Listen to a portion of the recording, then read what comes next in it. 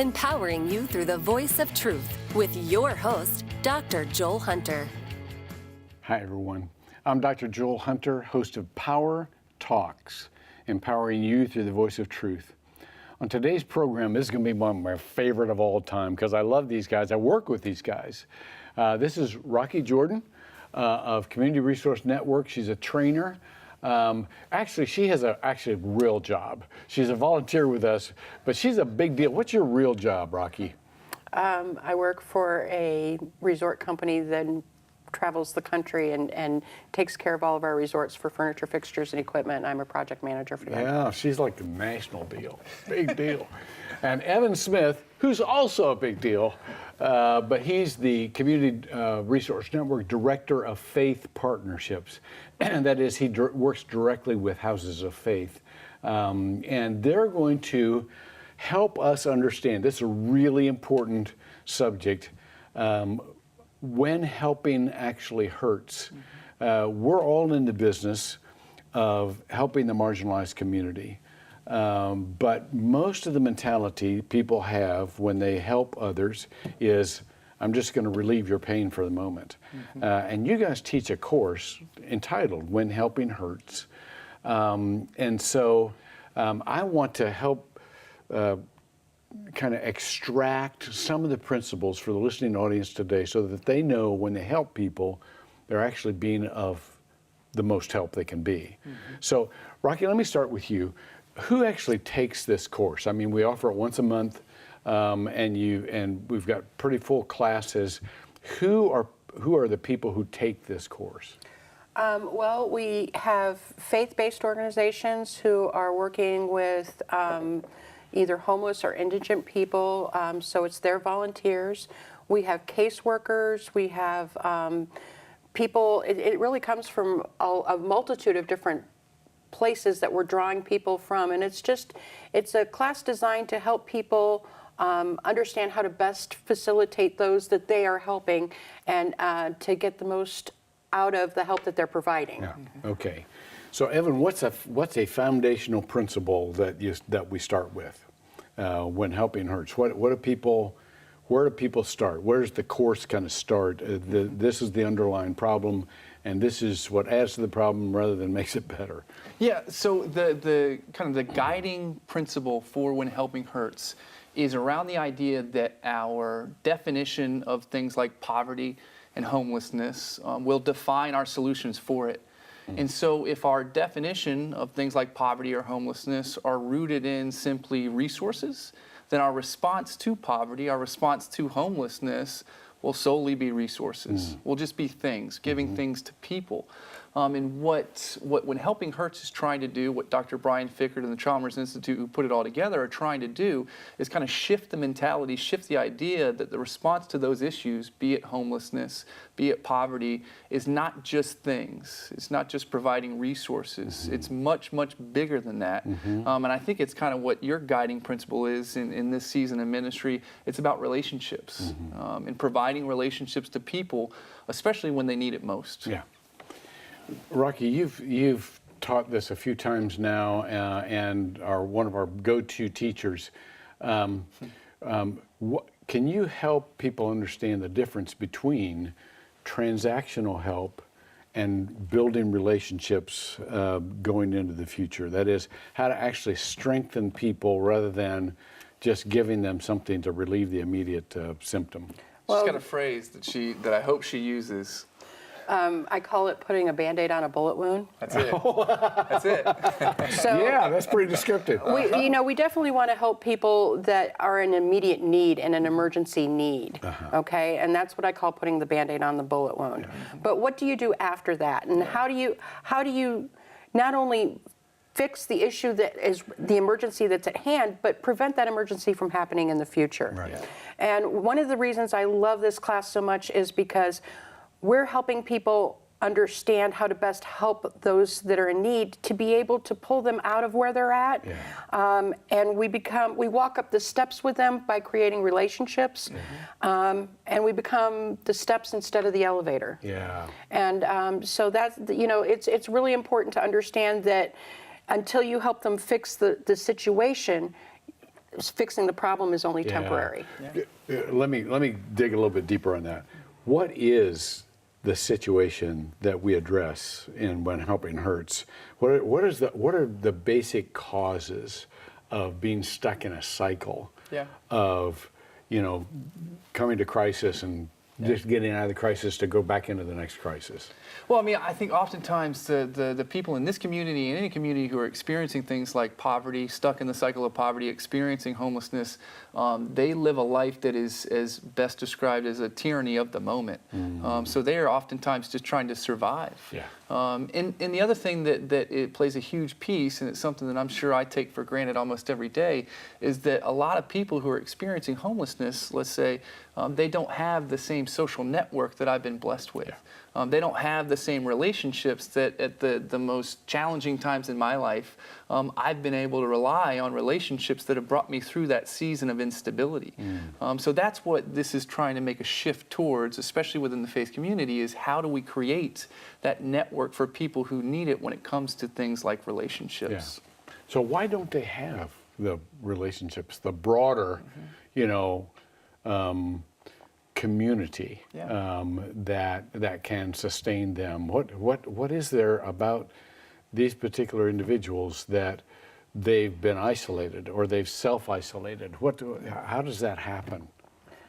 Well, I think part of that is having to do with when we think of poverty or homelessness, we think of lack of resources, lack of ability, lack of education, lack of material things. And really, what the person who is actually in the homelessness situation is feeling is not a lack of, but they feel immense shame, immense guilt, and it's hard to pull yourself out of that on an emotional basis. Yeah. So poverty just it doesn't, and that's one of the things the class teaches, is that poverty doesn't just have to do with the material issues. It's how we're broken spiritually, relationally, and emotionally. Yeah. And how to fix that part of it to be able to pull yourself out of that situation. Yeah. So it goes a little bit deeper than just the Band-Aid on the bullet wound. Yeah.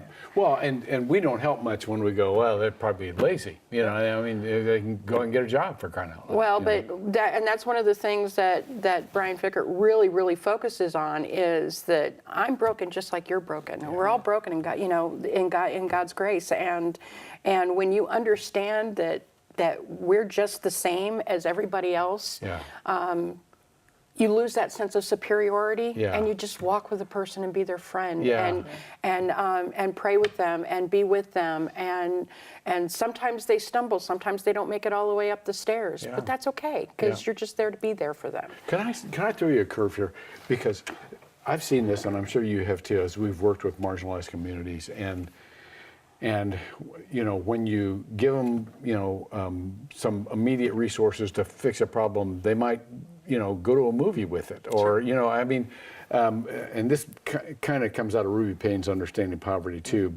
But people in crisis may not be the stewards or the managers of resources that we would like to see, because we've been brought up with well, this is how you use the resources for the longest term good. And as you said, they're always in the moment and looking for the relief of the pain. What do you do with that? I mean, what do you do with that? Yeah. I like the curveball. So, I mean, one of the things that we do have to acknowledge working in a space like people who are experiencing homelessness is that oftentimes this is a generational thing. So this is a generational cycle. So the problems that and the issues that a lot of these families especially are experiencing, they did not happen overnight. So the answer to them, the response to them, will not be achieved overnight. So it takes time. And so when you start talking about how do you make that shift with the person from being in the tyranny of the moment, being very reactive in how they live their lives, to something much more proactive, much more long-term in their thinking, it takes time to get there. Because they are so used to, oftentimes, I can't speak for everybody, but they're used to making sure that they survive today, and then when tomorrow comes, if it comes, they'll handle it then. So it's a changing of a mindset oftentimes. And I have to say that for us as givers, let's say, we have to take the responsibility that we often give because it's the easiest thing to do. So we don't want to Ouch. shoulder the responsibility. Yes. Man, that hurts. Sure. But it's true. Sure. We don't want to shoulder the responsibility that I think we've been given, especially within the faith community, to go further, go much deeper than just providing a handout. Because a handout is easy. Yeah. Beyond that takes a commitment. Yeah. Yeah. Rocky, let me ask you, when we're working with, and you can chime in here too, Evan, this is not, you guys don't have to trade, but when we're working with, especially representatives of faith groups and or helping agencies and so on and so forth, how can we help them do more for the people that walk through their doors than just hand them a bag of food or give them some gas money or something like that? How can a local congregation or a local group actually take steps in a more comprehensive and more long-term kind of development for that family or that person, rather than just the automatic, well, here's, $10 I can, I know you need it and I can feel better about myself, see ya.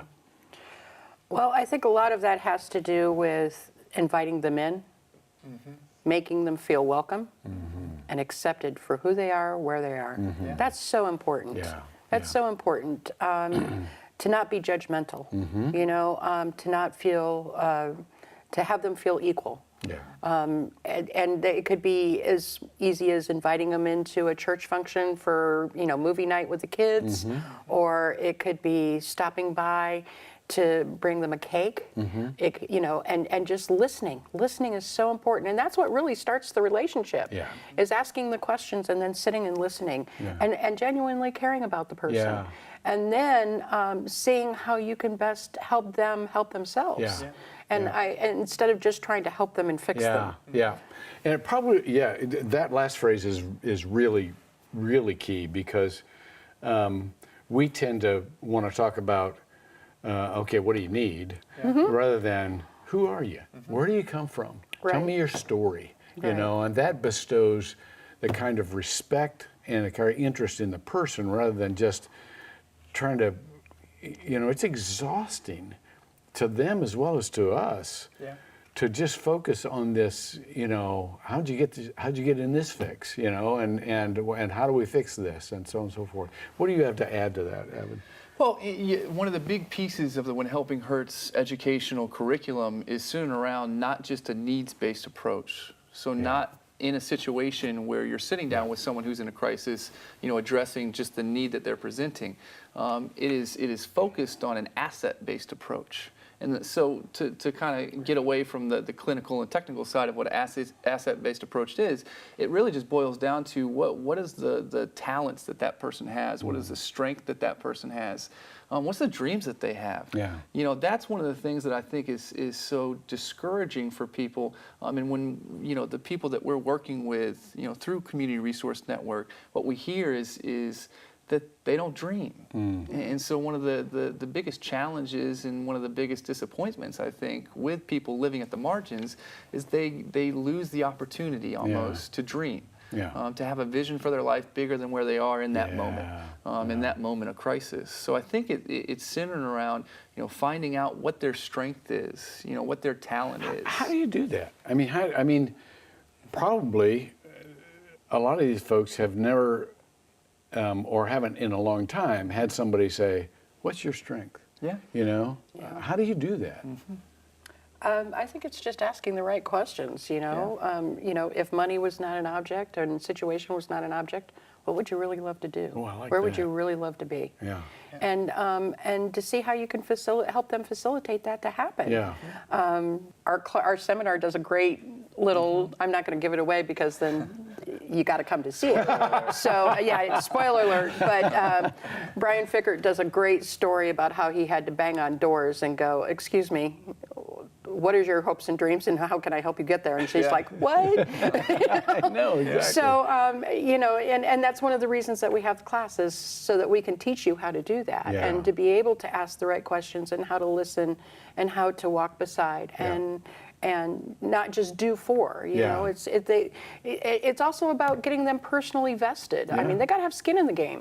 You know, and it's amazing how much more productive people can be when they're the ones that are deciding what's coming out of what they're going to be cooking that night, not just what's dropped off from a food pantry. You know, it's that kind of thing that, you know, it's being able to pick out your kids' Christmas gifts instead of people just dropping toys off at the door that you don't know. You know, it's now they're personally vested. Now they have an interest. And it's important to make sure that they have that, and that's what gets them to the next step. This strikes me as a general principle also, not just for those that are marginalized and seeking some remedy, but for raising kids in general and talking to your friends, you know, wondering what their gifts are and wondering, you know, how you can help them get to where they need to be. It's not just a matter of a lack of resources or a current crisis. It's a matter of, this is how we ought to form all of our relationships. With everybody. Absolutely. Absolutely. Exactly. Absolutely. Well, Evan, you've been doing this for a long time. You have been involved, especially with the homeless, for years. You've been a part of the leadership of our community for years. What are you seeing when it comes to the community becoming more educated as to, okay, this is our challenge, and these are the folks who can help us meet those needs. I mean, overall, give me kind of your read. Again, this wasn't in the script. This wasn't another curveball. I know, another curveball. I like doing this to you because you're really good at these. But you've been around a long time, and what's your read on how the community is doing in general when it comes to the growing percentage of our population in crisis, economic crisis? What hopes do you have? What discouragements do you have? Yeah, and so if I can speak most specifically to the faith community, because that's most often who I'm working with, I've had the amazing blessing to sit down with, say, 70 or 75 different representatives, different leaders from houses of faith across the region. And I would say that almost every single time there is a awareness that they need to do more, that what they've been doing is not enough, or maybe it wasn't even right, and they want to do more. They want to go beyond what they're doing today, so that the same people who oftentimes keep showing up, asking for help, needing support, won't need anymore. Maybe they'll become the support givers. So what I'm seeing, especially within the faith community here in Central Florida, is that there is a growing awareness that more needs to be done, and that the faith community may just be best positioned to provide what our response to issues like homelessness or poverty has been missing. And again, that goes back to relationships. Absolutely. And I think that's the unique opportunity for the faith community to really stand up, step up in this space when, like you said, the need continues to rise. But it's new. And so it's not something that can happen overnight, because it is a shift from what has, I think, sometimes historically been provided and conducted. So shifting to a more relationally driven approach won't happen overnight. But more and more I see houses of faith who are committed to achieving what they know needs to be achieved. Right, and we need, and we're available to train houses of faith to do this. We are. I agree with you. You know, tackling a problem this big is going to require a community response. Government can't do it. Provider agencies can't do it by themselves. But all of us bound together. If we come to the table, then the needle shifts. Then the needle goes. Rocky, let me come to you, because you're a great example of somebody that we're talking about here, and we're talking about right in front of you. You do this. You got a big deal job with a for-profit company But yet, for years, I've watched you do terrific volunteer work. What makes you do that? For me, it's giving back. I've been in several situations through my life with a name like Rocky. It's, life has handed me some tough situations, and so I can be a tough old lady sometimes. But as a child, I was homeless. My father had a heart attack and was lost his job, and medical bills and medications were more than we could possibly afford. And 5 of us ended up living in a pop-up camper for 9 months. Wow. So I've had that situation happen. I've lost everything myself and didn't have anywhere to turn, and sat in the back pew for a lot of years, a couple of years, just to get myself together again, and listen to this great guy help me get out of my shell. And then, and then I started tapping him on the shoulder going, excuse me, I think I have some unique skills I might be able to provide for you in this new chapter that you're starting with Community Resource Network. So, I was just saying earlier in the green room that if you'd have told me this is where I was going to be 5 or 10 years ago, I'd go, yeah, that's not happening. But God works in mysterious ways, and I'm so blessed to be a part of this network and to be able to reach out and on top of a full-time job, I'm allowed to be able to come in and take the time from work or whatever is necessary. My employer is very kind in that regard to allow me the time to do the things for the community that I can. That is so. One of the things that, by the way, they're going to wonder what your given name is. So let's have it. Out with it. It's Maylene Cantrell Jordan. Okay. All right.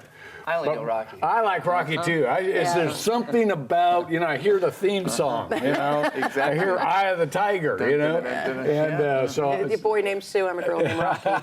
It's just my parents wanted a tough girl, and that's what they got. So. Well, I love what I've seen again and again is many people who get involved either because they've been there, and they can empathize. Sure. They can empathize, which is the key ingredient in all of this, or they love somebody who is there or has been there, and they want to do something because they've already got a personal investment in that.